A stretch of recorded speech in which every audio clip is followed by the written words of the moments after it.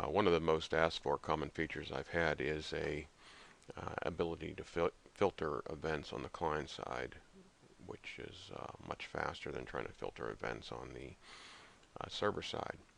So what I have here is a scheduler built, and we have some events on here, and I've added some coloration to them, and we'll show all that in a second. But anyway, we have filtering set up, and what I can do is I can just uncheck appointments, and appointments will disappear, tasks, trainings, and add them back in. As you can see, it's extremely fast because it's all done on the client side.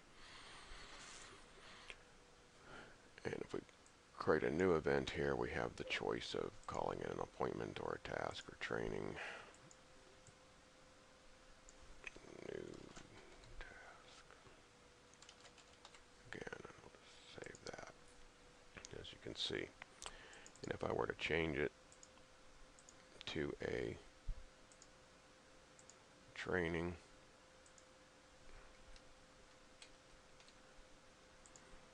then it becomes training. The colorization is there, and the filtering works.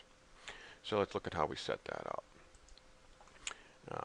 First thing we did was for the actual filtering, and in my pre-initialization and in my above scheduler HTML, I added some code. So in my above scheduler HTML, we can open this up. I added in the limits extension, and this is just an example of how we can add in extensions on the fly. I also have a checkbox where you can actually turn this on, but in this case I just manually threw it in here. And then we created this div, and this div is just what carries the checkboxes and the button for the iCal download that I threw in here. And this is how we can add custom HTML into the scheduler. So we have that up there, and in my pre-init we've got some, we can ignore this stuff here that's commented out, but if we go down to here we'll see what we're doing. So we've turned on some limit stuff. This is just helping with my lightbox. This is just giving me a little more room. And then I've got some, my filtering is set up from here down to here. And what we're doing there is we're just going through and running a little JavaScript to do these filters. And then the rest of this code is just setting up the lightbox.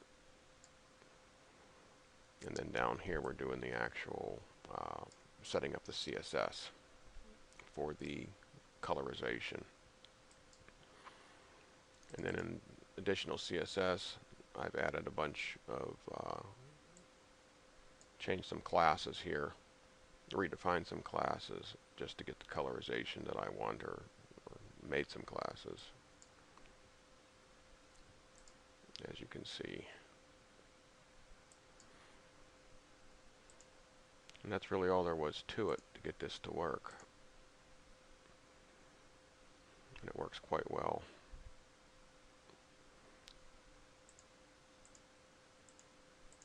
So I hope you find that useful.